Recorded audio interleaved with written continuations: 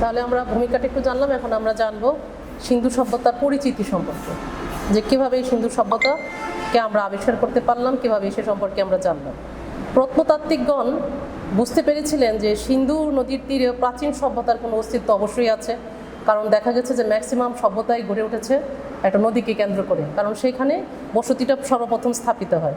তাই অনেক দিন থেকেই এই অঞ্চল ঘিরে অনুসন্ধান চলছিল। প্রত্নতাত্ত্বিকগণ হরপ্পা অঞ্চলে প্রথম খনন কাজ শুরু করেন 1921 সালে। এইটা লিখতে পারেন যে হরপ্পা অঞ্চলের খনন কাজ শুরু হয়েছিল 1921 সালে, যদি প্রয়োজন বোধ করেন লিখতে পারেন। হরপ্পার অবস্থানটা কোথায়? বর্তমান পাকিস্তানের পাঞ্জাব শাহিওয়াল জেলায়। শাহিওয়াল, তাহলে দেখেন হরপ্পা, এই লাইনটি লিখেন একটু। হরপ্পার অবস্থান বর্তমান পাকিস্তানের পাঞ্জাবের শাহিওয়াল জেলায়। পাঞ্জাবের শাহিওয়াল জেলায়। আর এটার খনন কাজ শুরু হয়েছিল 1921 সালে। মহেঞ্জোদারো অঞ্চলে খনন কাজ শুরু হয় 1922 সালে, 22 খ্রিস্টাব্দে। পাকিস্তানের অন্তর্গত সিন্ধু প্রদেশে লারকানা জেলায়। তাহলে মহেঞ্জোদারো হলো সিন্ধু প্রদেশের লারকানা জেলায়, এটা লিখতে পারেন একটু, ছোট প্রশ্ন অনেক সময় আসলে পারবেন, যে সিন্ধু প্রদেশের লারকানা জেলায়। তাহলে মহেঞ্জোদারো হলো সিন্ধু প্রদেশের লারকানা জেলায়, আর হরপ্পা হলো পাঞ্জাবের শাহিওয়াল জেলায়। আর হরপ্পার খনন কাজ শুরু হয়েছিল 1921, আর মহেঞ্জোদারো শুরু হয়েছিল 1922 খ্রিস্টাব্দে। এরপর ক্রমাগত খনন কাজ চলতে থাকে এবং ধীরে ধীরে বেরোতে থাকে এই সভ্যতার বিস্ময়কর সব নিদর্শন। হরপ্পার চেয়ে ঐতিহাসিক নিদর্শন মহেঞ্জোদারো বেশি, মানে হরপ্পার চেয়ে মহেঞ্জোদারোয় বেশি পাওয়া যায়। এই কারণে ঐতিহাসিকদের অনেকেই সিন্ধু সভ্যতাকে মহেঞ্জোদারো সভ্যতা বলে। তাহলে যদি একটা ছোট প্রশ্ন আসে যে সিন্ধু সভ্যতাকে মহেঞ্জোদারো সভ্যতা কেন বলা হয়, তাহলে আমাদের উত্তরটা কিন্তু সহজ। প্রথমেই আপনি বলবেন যে সিন্ধু প্রদেশ সিন্ধু নদীর কাছেই সেটা গড়ে উঠেছিল, এবং সেখানে হরপ্পার পরিচয়টাই দিবেন যে 1921 সালে খনন কাজ শুরু হয় এবং মহেঞ্জোদারো খনন কাজ শুরু হয় 1922 খ্রিস্টাব্দে। কিন্তু দেখা যায় হরপ্পার চেয়ে মহেঞ্জোদারোয় সবচেয়ে বেশি প্রত্নতাত্ত্বিক নিদর্শন পাওয়া যায়। এর জন্যই অনেক প্রত্নতাত্ত্বিকগণ মহেঞ্জোদারোকে, সিন্ধু সভ্যতাকে মহেঞ্জোদারো সভ্যতা বলে। এই 2-3 লাইন লিখতে পারবেন আশা করি, যদি একটু মনে রাখেন আর কি। আর কারো বর্ণনায় হরপ্পার সংস্কৃতির গুরুত্ব পেয়েছে, কারো বর্ণনায় গুরুত্ব বেশি পেয়েছে হরপ্পার, কিন্তু আসলেই মহেঞ্জোদারোরই নিদর্শন বেশি পাওয়া গিয়েছে। সিন্ধু সভ্যতার সময়কালটা একটু লিখবেন না, বাকি শুনেন তারপরে। সিন্ধু সভ্যতার কিছু শিল পাওয়া যায়, শিলগুলোর চেয়ে লিপি খোদিত, শিলগুলোর মধ্যে লিপি খোদিত কিছু জিনিস পাওয়া যায়, সেটা হলো শিলালিপির মতো, কিন্তু সেখানে লিপি দ্বারা খোদিত। এ দেখে পণ্ডিতদের অনুমান সিন্ধু সভ্যতায় মানুষের লিখন পদ্ধতির উদ্ভাবন হয়েছিল। তার মানে সিন্ধু সভ্যতায় মানুষের লেখা উদ্ভাবন হয়েছিল। এখানে একটা প্রশ্ন আসে, এই সময়ে সাহিত্যের কোনো সূত্র পাওয়া যায়নি, তাই সিন্ধু সভ্যতা জানার জন্য প্রত্নতাত্ত্বিক নিদর্শন সমূহ বিশ্লেষণ করতে হয়। তার মানে এখানে কোনো সাহিত্য পাওয়া যায়নি, এটার লেখাগুলো ওনারা পড়তে পারেন নাই, দুর্বোধ্য ছিল। এর জন্য যে নিদর্শনগুলো পাওয়া যায় ওইগুলো নিয়ে ওনাদের গবেষণা এবং বিশ্লেষণ করতে হয়েছে। সিন্ধু সভ্যতায় পাওয়া মাটির পাত্রের সাথে প্রাচীন মেসোপটেমিয়ার মাটির পাত্রের মিল পাওয়া যায়। তাহলে মাটির পাত্রের সাথে মেসোপটেমিয়ার মাটির পাত্রের মিল পাওয়া যায়। সিন্ধুর শিল সুমেরীয় সভ্যতা, মানে দেখেন মেসোপটেমীয় সভ্যতা এবং সুমেরীয় সভ্যতা দুটারই কিন্তু এখানে নিদর্শন পাওয়া যায়। এইসব বিচারে প্রত্নতাত্ত্বিক স্যার জন মার্শাল সিদ্ধান্ত নিয়েছেন যে সিন্ধু সভ্যতার চেয়ে সবচেয়ে গৌরব সময় ছিল 3000, মানে 3250 থেকে, এই ইয়াটা লেখেন 3250 থেকে 2750 অব্দের মধ্যে, 3250 থেকে 2750 অব্দ, খ্রিস্টপূর্ব 3250 থেকে 2750 অব্দের মধ্যে। মানে সিন্ধু সভ্যতার সবচেয়ে গৌরবময় সময় ছিল খ্রিস্টপূর্ব 3250 থেকে 2750 অব্দ পর্যন্ত। ঐতিহাসিক আইভার রিজার্নার সিন্ধু সভ্যতার উদ্ভবকাল মনে করেন 3600 খ্রিস্টাব্দ থেকে। সিন্ধু সভ্যতার আবিষ্কার সবচেয়ে বড় ভূমিকা রেখেছেন বিখ্যাত প্রত্নতাত্ত্বিকবিদ স্যার মর্টার হুইলার। তার মতে সিন্ধু সভ্যতা শুরু হয়েছিল 2500 খ্রিস্টাব্দে। মানে বিভিন্ন প্রত্নতাত্ত্বিকদের মতভেদ রয়েছে, তবে স্যার মার্শাল বলেছেন যে 3250 থেকে 2750 ছিল সবচেয়ে গৌরবময় সময়। এখন আমরা আসি যে মহেঞ্জোদারো বললাম, আমরা হরপ্পা বললাম, এই মহেঞ্জোদারো নগরীটা আবিষ্কারের বিষয়টা একটু বলি। মহেঞ্জোদারো সভ্যতার আবিষ্কারের প্রধান কৃতিত্ব ছিল একজন বাঙালির। মহেঞ্জোদারো যে আবিষ্কার করছেন একজন বাঙালি, তিনি ঐতিহাসিক রাখাল দাস বন্দ্যোপাধ্যায়। এটা একটু লিখে রাখেন যে মহেঞ্জোদারোর নগরীর আবিষ্কার করেছেন একজন বাঙালি, যার নাম রাখাল দাস বন্দ্যোপাধ্যায়।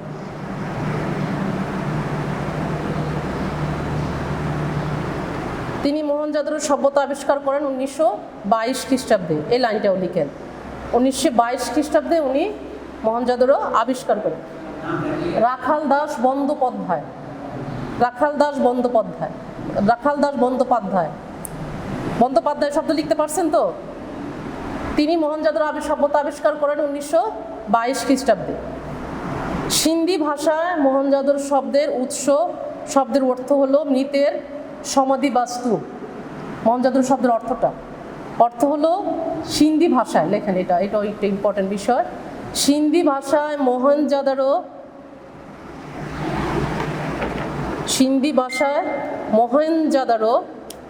শব্দের অর্থ হলো মৃতের সমাধি।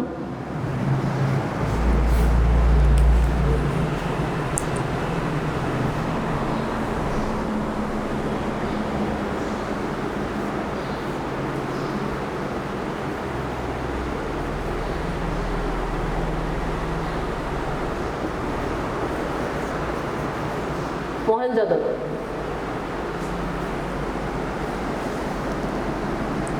তাহলে মৃতের স্তূপ, মানে মৃতের সমাধি বা মৃতের স্তূপ। এর 2 বছর পর হরপ্পার অনুরূপ সংস্কৃতি আবিষ্কৃত হয়, আবিষ্কার করেন ঐতিহাসিক দয়ারাম সাহনী। তাহলে হরপ্পা আবিষ্কার করেন কে? এই নামটা লেখেন, দয়ারাম সাহনী। হরপ্পা আবিষ্কার করেন দয়ারাম সাহনী।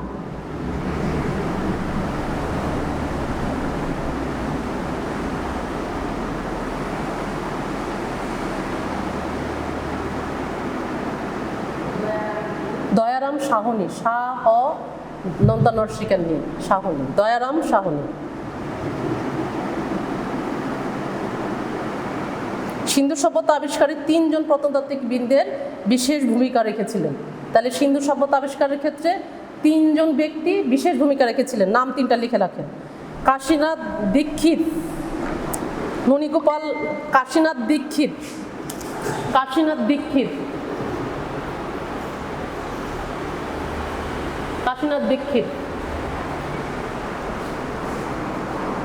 Nanigopal Majumdar, Mortimer wheeler.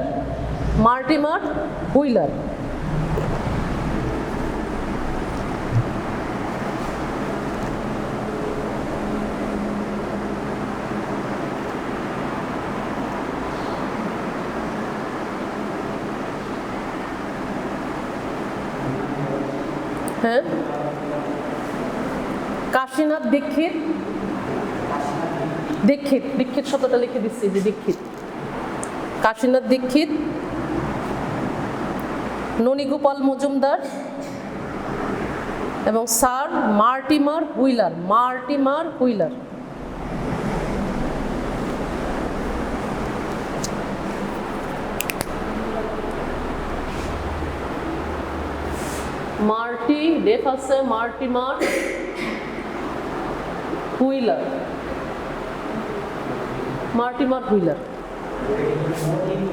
হ্যাঁ, ননীগোপাল মজুমদার।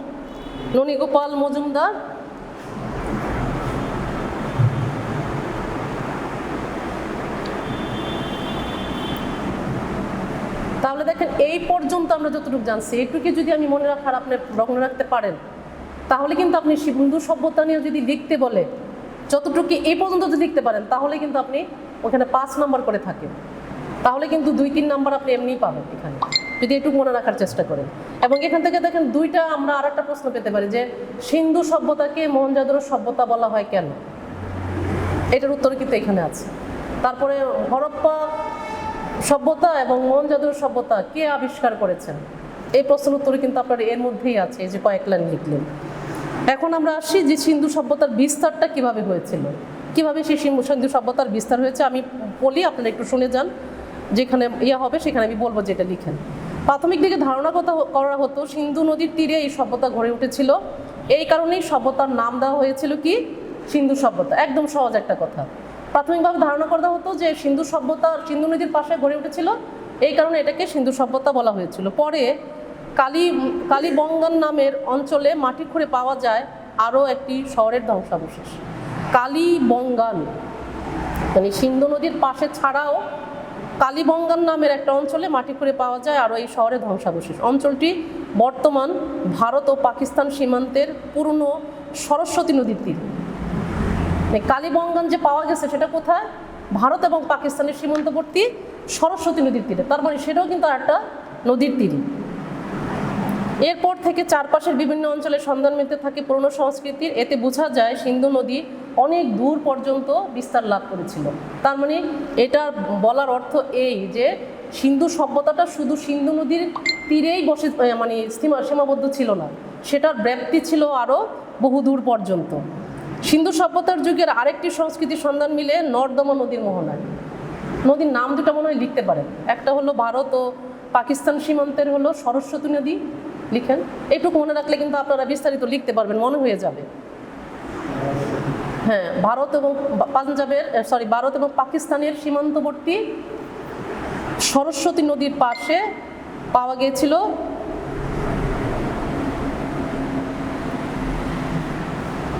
নদীর পাশে এই সিন্ধু সভ্যতার নিদর্শন পাওয়া গিয়েছিল, এটা লেখেন। এবং ওই অঞ্চলের নাম ছিল কালীবঙ্গান। সরস্বতী নদীর পাশে যে অঞ্চলে নিদর্শন পাওয়া গেছে সেটা হলো কালীবঙ্গান।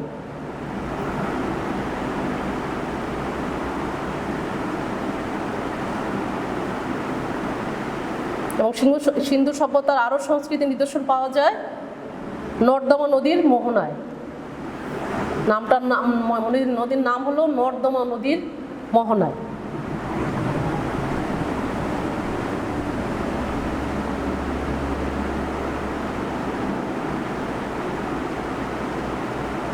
কারণ হরপ্পা আর মহেঞ্জোদারো এটা ছোট ছোট টিকা আসে, আপনাদের যে আমরা সিলেবাস দেখেছি টিকা আসে সেখানে।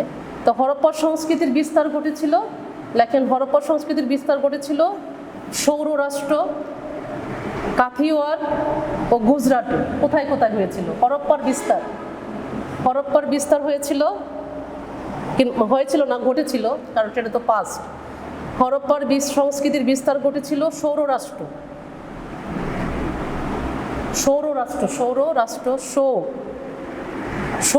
লেখেন। সৌরাষ্ট্র,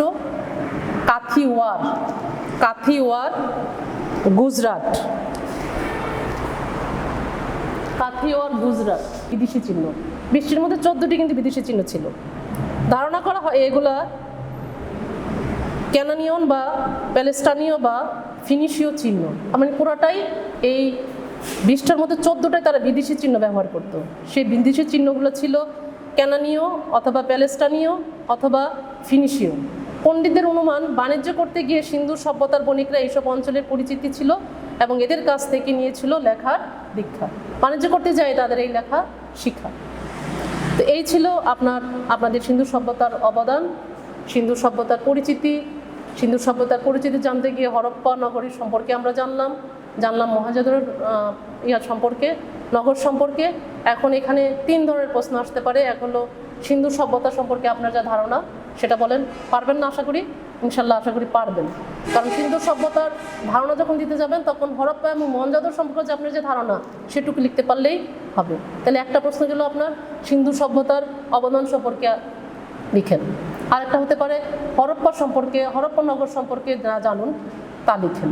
আরেকটা হতে পারে মহেঞ্জোদারো সম্পর্কে, নগর সম্পর্কে যা জানেন সেটা লিখেন। আরেকটা প্রশ্ন হতে পারে সিন্ধু সভ্যতাকে আর কি সভ্যতা বলা হয়। কারণ মহেঞ্জোদারো সভ্যতার কথা বললো না, এটা তো আলোচনা করলাম আমরা যে সিন্ধু সভ্যতাকে মহেঞ্জোদারো সভ্যতাও বলা হয়, কেন বলা হয় সে শব্দটাও আপনারা জানলেন। তারপরে সিন্ধু সভ্যতার লিপি কি, শিলালিপিগুলা কি বলেন তো? চিত্রলিপি। শিলাতে যে পাওয়া গেছে চিত্রলিপি, এই যে ছোট ছোট প্রশ্ন, আপনার নিবন্ধনে যখন পরীক্ষা দিবেন ছোট ছোট প্রশ্ন থাকবে না, এমসিকিউটা প্রথমে তো আপনার এমসিকিউ অংশগ্রহণ করতে হবে, তারপরে আপনি রিটেনে যাবেন। তো ছোট ছোট প্রশ্নের জন্যও তো দরকার। তারপরে প্রথমে আমি বলেছি যে কতগুলা শিলালিপি আবিষ্কৃত হয়েছে, এই মাত্র বললাম কতগুলা, 2500। এই ছোট ছোট বিষয়গুলো আমাদের জানতে হবে। 2500 শিলালিপি আবিষ্কৃত হয়েছে। আরও ছোট ছোট কতগুলো প্রশ্ন আছে যে নগরের মানে একদম সুন্দরভাবে প্রথমে শুরু হয়েছিল কোথায়, হরপ্পাতে, এবং হরপ্পার অনুকরণে মহেঞ্জোদারোতে সেটা সংক্রমিত হয়েছে। এবং মহেঞ্জোদারো যায় তারা দেখুন 4 ধরনের, এখানে সবচেয়ে বড় সুবিধার কি 4 ধরনের মানুষ সেখানে পাওয়া যায়। সেখানে 4 ধরনের মানুষ, শিক্ষিত মানুষও পাওয়া যায়। শিক্ষিত মানুষের প্রকারভেদটা কেমন ছিল, তারা ছিল কি জ্যোতিষী ছিল, তারা চিকিৎসক ছিল, তারা আর কি জানি ছিল, যাজক ছিল, মানে ধর্মযাজক ছিল, পুরোহিত ছিল।